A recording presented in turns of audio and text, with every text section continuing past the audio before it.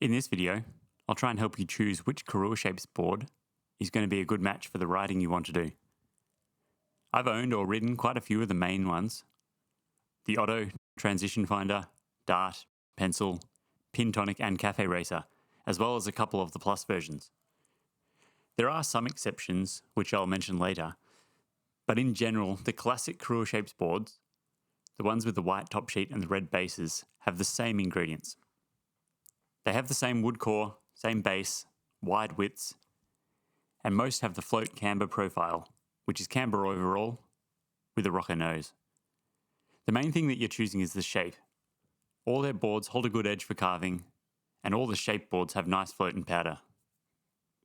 The first choice is the Otto. This is the most boring Korua board, and one you should skip. Except for the camber profile, it's basically a twin. It doesn't have any of the parts that make Korua boards interesting: direction, shape, or taper. Although as a board it's alright. If you just want a regular, almost twin board, you could get something from basically any other brand that does the same job and weighs less. If you get a Korua Shapes board, might as well get one with some shape to it. Next up is the Transition Finder, which is where I'd start looking from.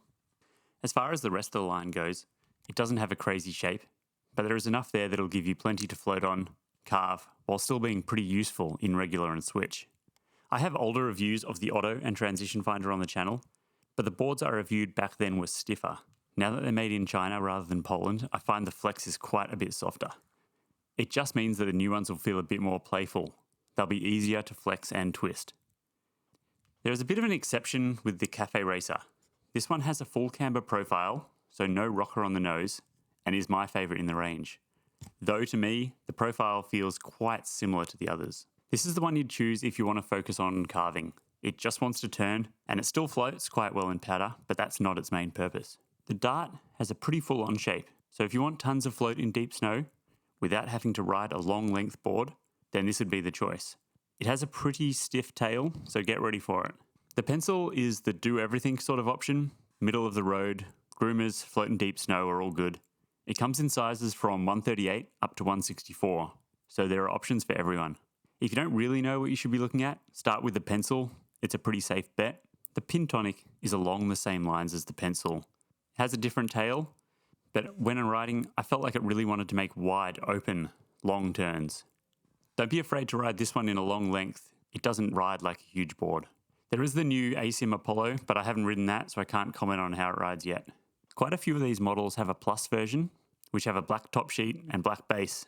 They're faster, lighter, more expensive, with the exception of the Cafe Racer Plus. That's a whole different thing, has a very serious titanium layer added to it. I wouldn't get too stuck into the details of the specs of the boards too much. Don't worry about a few millimeters here or there.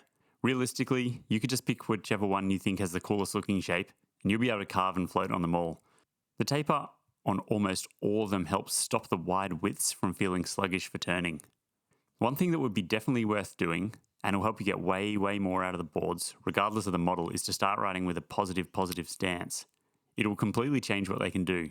There are some very good videos on their site, which is a good way to start working out what kind of angles and widths to start with.